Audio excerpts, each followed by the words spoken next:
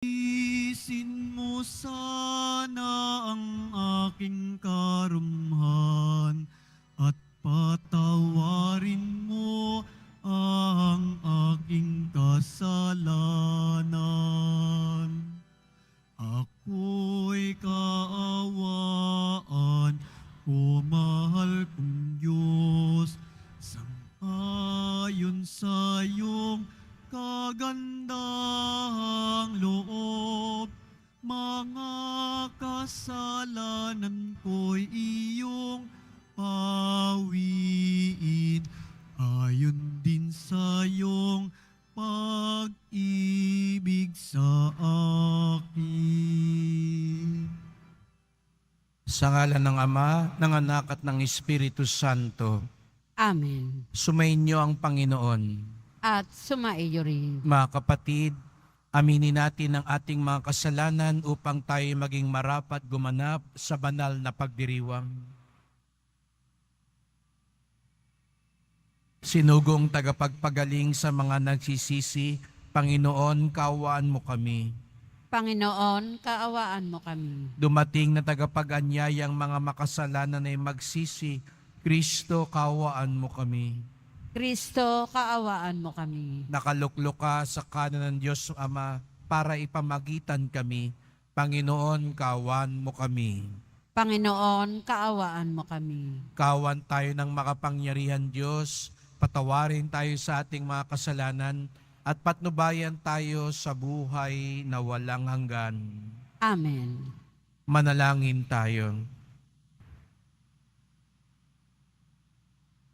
Ama naming makapangyarihan, sa iyong pagmamahal na aming maasahan, nagiging dalisay at matibay ang iyong sambayanan. Hindi ito makaiiral kapag hindi mo pinatnubayan. Kaya't sa pagsubaybay mo, lagi mo kaming pangasiwaan. Sa pamamagitan ni Jesucristo, kasama ng Espiritu Santo, magpasawalang hanggan. Amen. Magsiupo muna ang lahat.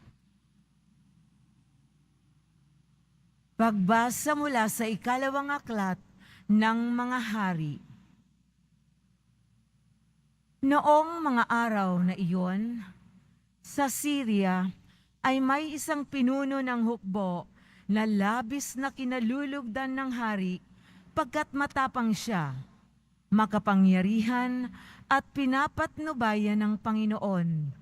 Kaya laging matagumpay ang Syria. Ngunit siya'y ketongin. Siya ay sinaaman. Minsan, ang mga taga-Syria ay nakabihag ng isang babaeng Israelita. Ginawa nila itong katulong ng asawa ni Naaman. Sinabi nito sa kanyang Panginoon, "Kung ang asawa ninyo ay lalapit sa propeta sa Samaria, tiyak nagagaling siya." Ang sinabi ng Israelita ay sinabi ng babae kay Naaman. Nagpunta naman ito sa hari at ibinalita ang sinabi ng utusan ng kanyang asawa.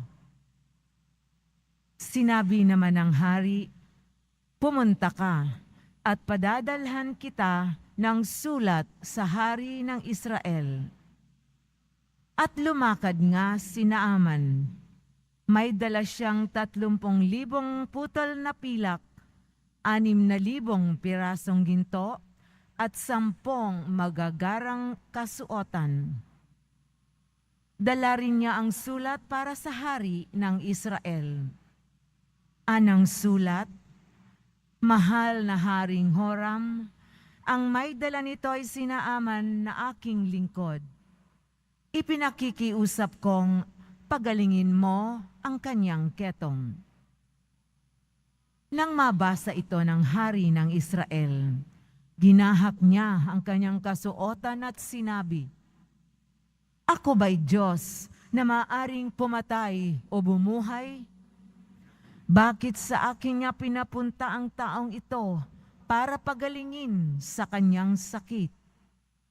Baka naman, humahanap lang siya ng dahilan para magdigmaan kami." Nang mabalitaan ni Eliseo ang ginawa ng hari, ipinasabi niya, "Bakit ninyo gagahakin ang inyong kasuotan? Sa akin ninyo siya papuntahin para malaman nilang may isang propeta rito sa Israel." Ipinasabi nga ni Haring Horam kay Naaman na ang hanapin nito'y si Eliseo. Kaya sumakay ito sa kanyang karwahe at nagpunta kay Eliseo kasama ang marami niyang kawal na kabayuhan. Ipinasabi sa kanya ni Eliseo, "Pumunta ka sa ilog Jordan. Lumubog ka ng 7 beses at mananauli sa dati ang iyong katawan. Gagaling ang iyong ketong." Nang marinig ang sinabi ni Eliseo, nagalit si Naaman at padabog na umalis. Sinabi niya, "Akala ko pa na may sasalubungin niya ako. Tatayo siya ng tuwid, tatawagan ang Diyos niyang Panginoon sa ilog Jordan, at itatapat sa akin ang kanyang mga kamay upang ako'y gumaling. Bakit doon pa niya ako pasisisirin? Bakit hindi sa alinmang mga ilog ng Damasco tulad ng Abana at ng Farfar? Hindi ba't mas malinis iyon kaysa alinmang tubig sa Israel? Siguro na mas madali akong gagaling kung doon ako maliligo." At galit na galit siyang umalis. Lumapit sa kanya ang kanyang mga utusan at sinabi, "Panginoon, hindi ba't gagawin ninyo kahit mahirap pa riyan ang ipagawa sa inyo ng propeta? Gaano pa iyang pinaghuhugas lang kayo para luminis?" Kaya nang mapag-isip-isip ito ni Naaman, lumusong siya ng ilog Jordan at lumubog ng 7 ulit. At tulad ng sinabi ni Eliseo, na nauli sa dati ang kanyang katawan at luminis ang kanyang balat, katulad ng batang balat ng sanggol. At si Naaman at ang kanyang mga kasama ay nagbalik kay Eliseo. Sinabi niya, "Ngayoy, napatunayan kong walang ibang Diyos sa ibabaw ng lupa, kundi ang Diyos ng Israel." Ang salita ng Diyos. Salamat sa Diyos. Aking kinasasabikan ang Diyos na nabubuhay. Aking kinasasabikan ang Diyos na nabubuhay. Kung paanong yaong batis ang hanap ng isang usa, gayong hinahanap ang Diyos ng uhaw kong kaluluwa. Aking kinasasabikan ang Diyos na nabubuhay. Nananabik ako sa Diyos, Diyos na buhay walang iba. Kailan kaya maaaring sa harap mo ay sumamba? Aking kinasasabikan ang Diyos na nabubuhay. Ang totoo at ang liwanag, buhat sa iyo ay pakamtan, upang sa Siyon ay mabalik sa bundok mong dakong banal, sa bundok mong pinagpala at sa templo mong tirahan. Aking kinasasabikan ang Diyos na nabubuhay. Sa dambana mo, O Diyos, ako naman ay dudulog. Yamang galak at ligaya at sa aking iyong dulot. Sa saliw ng aking alpay, magpupuri akong lubos. Buong lugod na aawit ako sa Diyos na aking Diyos. Aking kinasasabikan ang Diyos na nabubuhay. Magsitayo po ang lahat.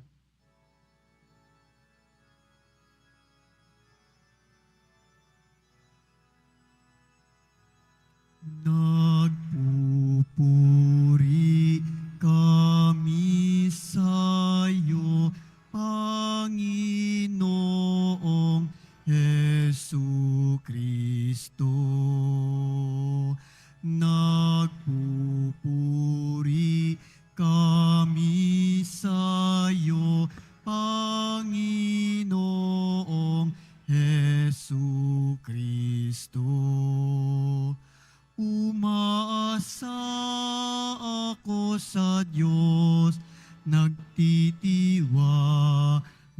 ng lubos sa salitang nagdudulot ng pag-ibig na mataos upang kamtin ang pagtubos. Nagpupuri kami sa'yo, Panginoong Hesu Kristo. Sumainyo ang Panginoon. At sumaiyo rin. Ang pagpapahayag ng mabuting balita ng Panginoon ayon kay San Lucas. Papuri sa iyo, Panginoon. Nang dumating si Jesus sa Nazaret, sinabi niya sa mga nasa sinagoga, "Tandaan ninyo, walang propetang kinikilala sa kanyang sariling bayan. Ngunit sinasabi ko sa inyo, maraming babaeng balo sa Israel nung kapanahunan ni Elias, nang hindi umulan sa loob ng 3 taon kalahati at magkaroon ng matinding taggutom sa buong lupain.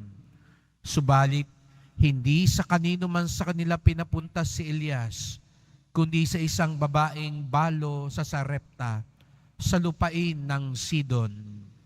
Sa dinami-dami ng mga ketongin sa Israel nung kapanahunan ni Eliseo, walang pinagaling isa man sa kanila, sinaaman pang taga-Syria ang pinagaling. Galit na galit ang lahat ng nasa sinagoga nang marinig ito. Nagtindigan sila at ipinagtabuyan siyang palabas sa taluktok ng burol na kinatatayuan ng bayan upang ibulid sa bangin. Ngunit dumaan lang siya sa gitna nila at umalis.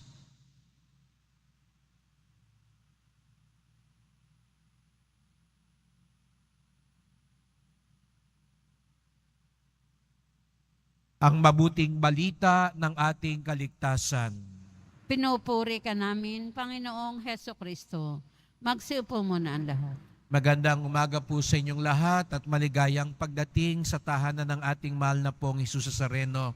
Pinabati din natin ang mga nasa online, lalo na po mga may sakit at nag-aalaga sa may sakit at mga kababayan, mga kadiboto natin mula sa iba't ibang panig ng bansa at daigdig na nais sumama sa misa dito sa Quiapo, sa Basilica Minor at Pambansang Dambana ni Jesus Nazareno.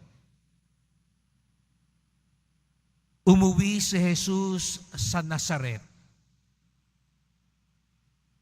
Sinalubong siya ng kanyang mga kababata, kapitbahay, kamag-anak at kababayan, mga kapwa Nazareno at Nazarena. Siguro, alam natin yan kapag lalo na yung mga umuuwi sa inyo sa probinsya, parang piyesta minsan ng pag-uwi ninyo. Proud na proud ang inyong pamilya. Minsan nga nakatarpulin pa yan pag umuwi kayo. At talagang ipinagmamalaki ng magulang mo, itong anak kong to, galing Maynila, nakapasa sa exam, ngayon ay may trabaho ng maganda. Laging masaya ang ganitong okasyon, ang pag-uwi sa tinubuang bayan dahil ipagmamalaki ka nila. Ngunit nakalulungkot na hindi naging ganoon ang nangyari kay Jesus Nazareno. Pag-uwi niya, siguro nga, malaki ang pag-asa ng kanyang mga kababayan. Itong taong ito, nabalitaan namin, maraming ginagawang himala sa ibang bayan. Maraming pinapagaling. Maraming pinapalayas na demonyo. Maraming magandang turo. Siyempre, pag-uwi dito, tiyak yan. Magpapamalas siya ng kanyang galing. Ngunit, pambungad pa lang na pananalita ni Jesus Nazareno na sinabi niya na ang pagmamahal ng Diyos, hindi lang para sa atin, kundi para sa lahat. Kaya nga, binigang halimbawa niya yung balo sa panahon ni Elias na taga Sidon. At nung panahon naman ni Eliseo, si Naaman na taga Syria na tinulungan. At doon natapos na yung magandang okasyon. Sa halip na matuwa sa kanya yung mga kababayan niya, namuhi sa kanya, nagalit, dahil yung inaasahan nila na kami dapat, mga kababayan mo, kamag-anak mo, kakilala mo, kami dapat ang unang makinabang, kami lang ang dapat makinabang. Pero hindi ganon ang nais ituro ni Jesus Nazareno. Kaya sa halip na magandang welcome at homecoming ang nangyari, siya'y pinagtabuyan at muntik pang patayin. Nakakalungkot dahil mali ang kanilang pag-isip. Amin lang, atin lang, akin lang dapat ang mga bagay na ito. Hindi ba't hanggang ngayon, yan pa rin ang nakakasira sa atin? Pag ang nasa isip natin, amin lang, atin lang, akin lang. Mga kapatid, ngayong pagpapatuloy ng Kwaresma, ipagdasal natin na dalisayin ang ating mga puso. Tandaan natin, doon hindi nakapaghimala si Jesus Nazareno sa mga taong ang laging nasa isip, amin lang, atin lang, akin lang. Hindi nila mapalawak ang kanilang pag-iisip. Minsan po sakit natin yan. Mahilig tayong pamilya lang natin. Kaya minsan kahit mali na ang pamilya, mali na yung anak mo, kampi ka pa rin sa anak mo. Akin lang. Atin lang. Tayo mga magkakababayan, solid tayo. Mali na, solid pa rin. Kasi magkababayan tayo, magkamag-anak tayo, magkaibigan tayo. Hindi ganon ang katapatan na nais ipairal sa atin ni Jesus Nazareno. Kahit nga siguro sa atin, hindi pwedeng sabing, tayong mga deboto lang, tayong mga taga-simbahan lang, tayong laging nagdarasal lang. Tandaan natin, hindi po ganoon ang nais ni Jesus Nazareno. Mas malawak ang puso niya. Hindi natin pinapakitid, hindi natin pinapaliit.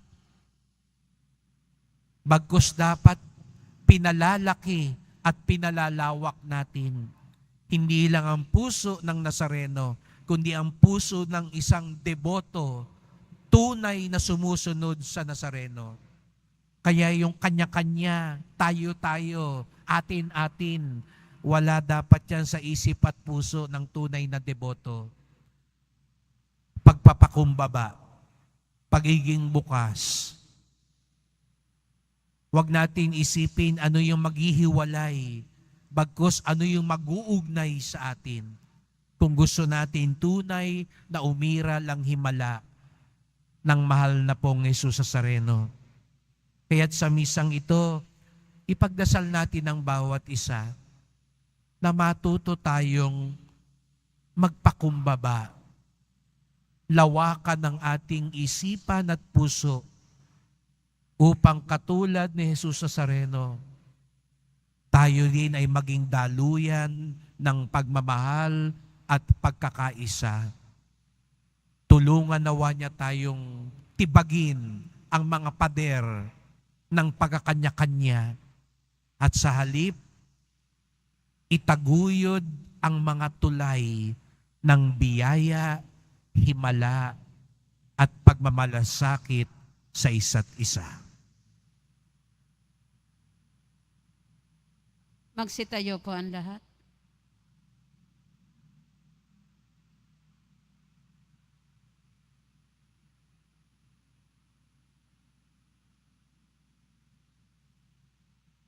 Mahal ko mga kapatid, si Jesus ay hindi tinanggap sa kanyang sariling bayan. May pananampalatayang tinatanggap natin siya bilang ating Panginoon at tagapagligtas.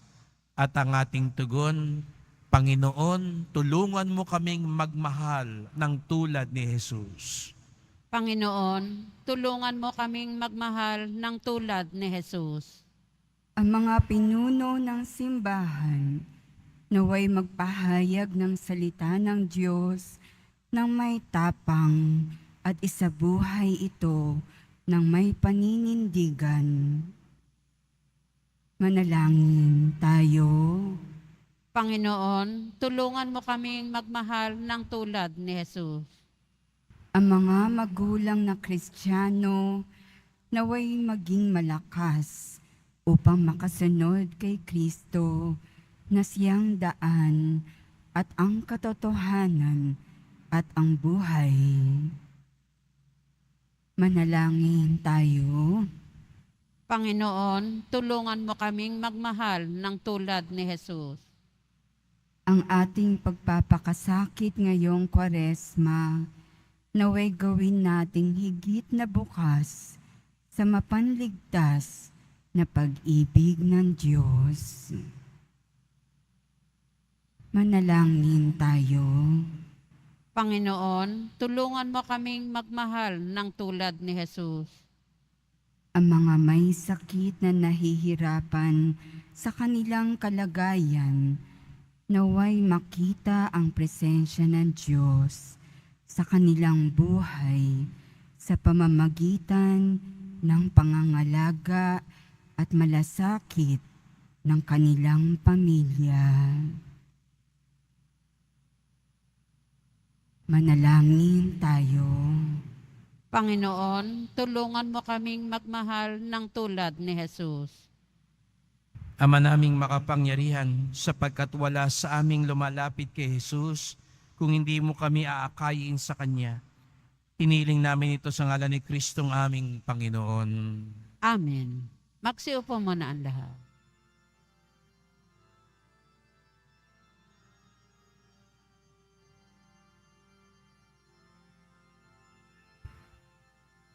Sa pagsunod sa utos mo, nalulugod akong labis. Di masukat ang galak ko, pagkat aking iniibig. Sa'yo, Ama, aming handog ang tinapay at alak na ito, handog ng iyong bayang sumasamo, humingi ng patawad mo.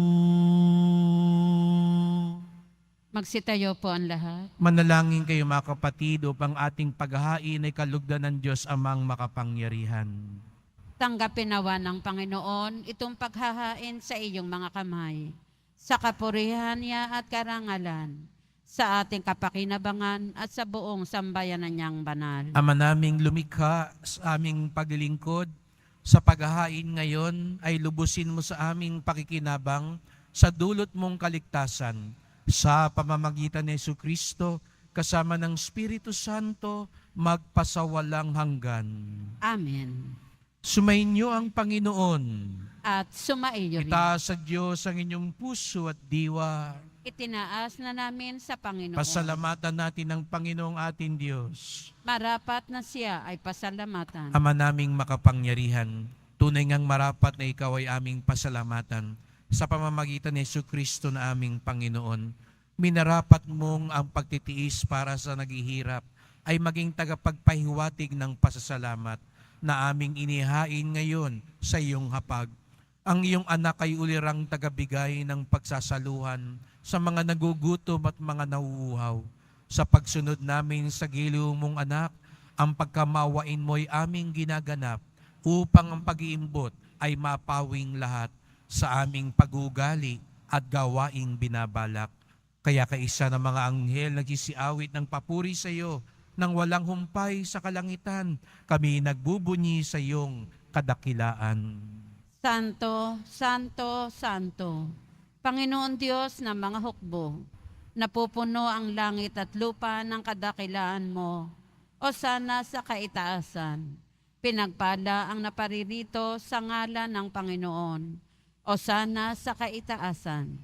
Magsiluhod po ang lahat. Ama naming banal, ikaw ang bukal ng tanang kabanalan.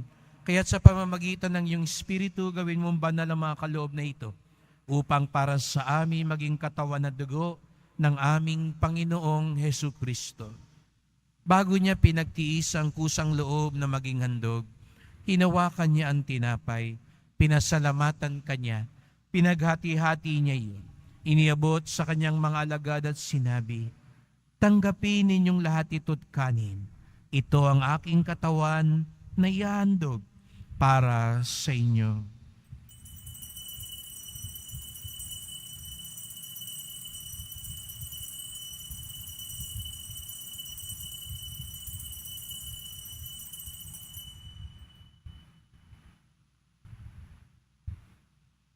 Kaya hindi naman nang matapos ang hapunan, hinawakan niya ang kalis. Muli kanyang pinasalamatan. Iniabot niya ang kalis sa kanyang mga alagad at sinabi, "Tanggapin ninyong lahat ito't inumin. Ito ang kalis ng aking dugo, ng bago't walang hanggang tipan. Ang aking dugo na ibubuhos para sa inyo at para sa lahat, sa kapagpapatawad ng mga kasalanan. Gawin niyo ito sa pag-alaala sa akin."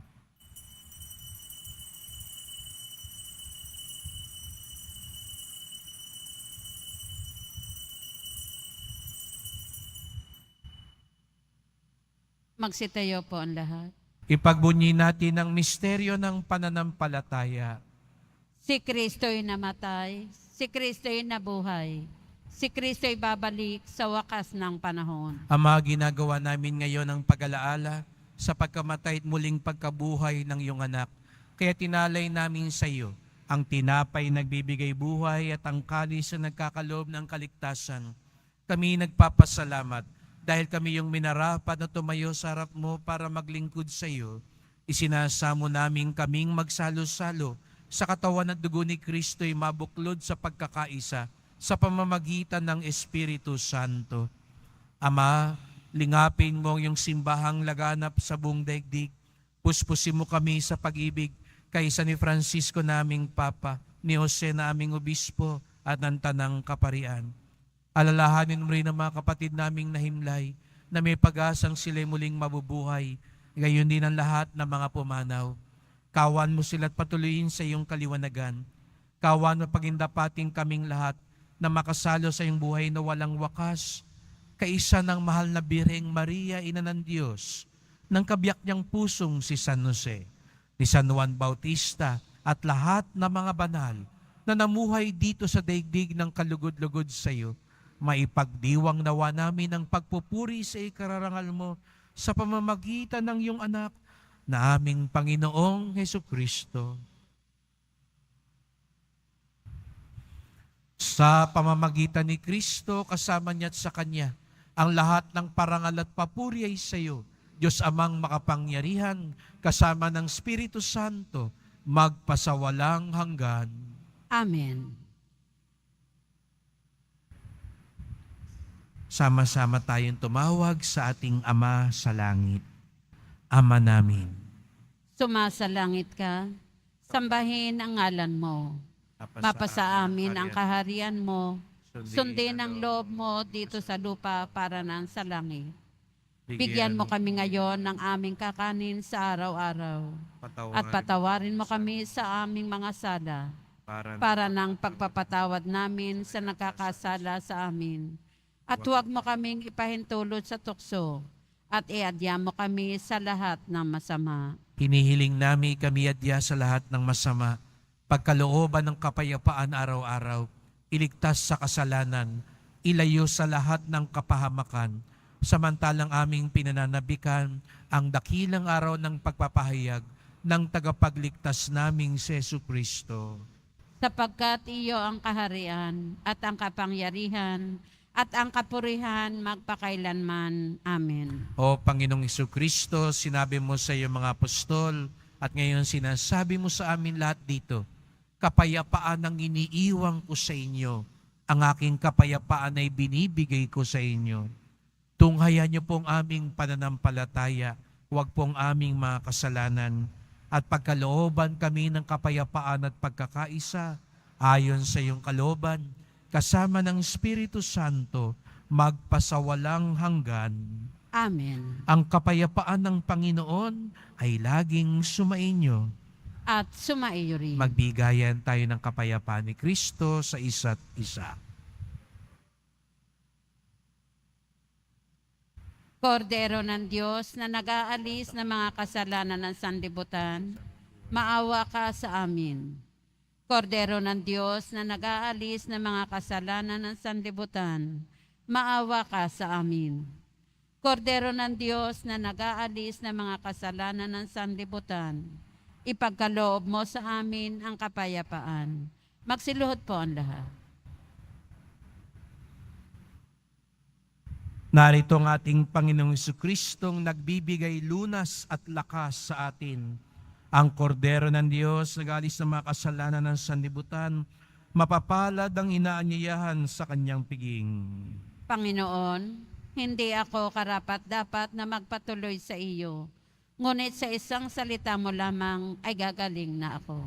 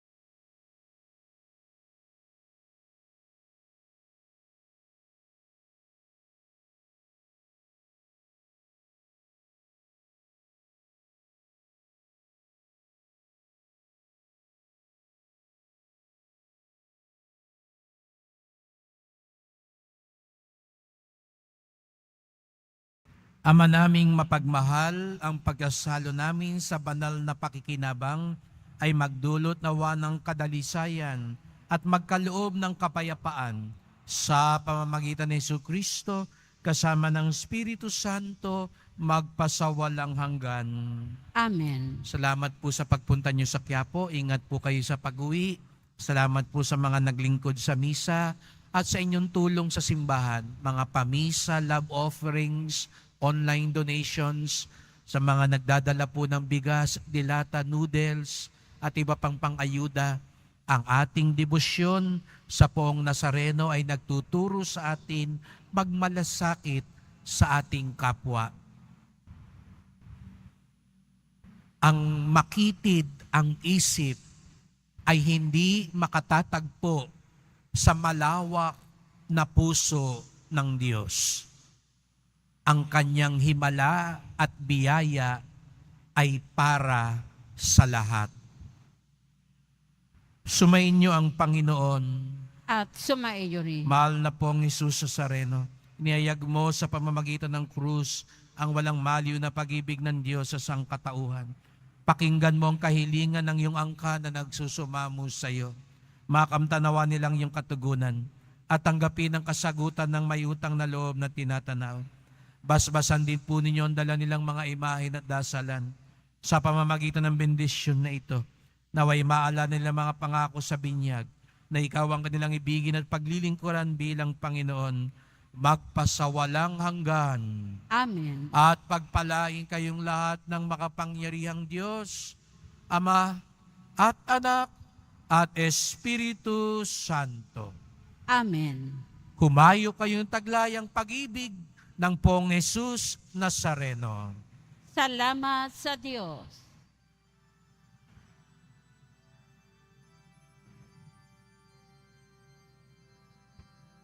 Nuestro Padre Jesús Nazareno,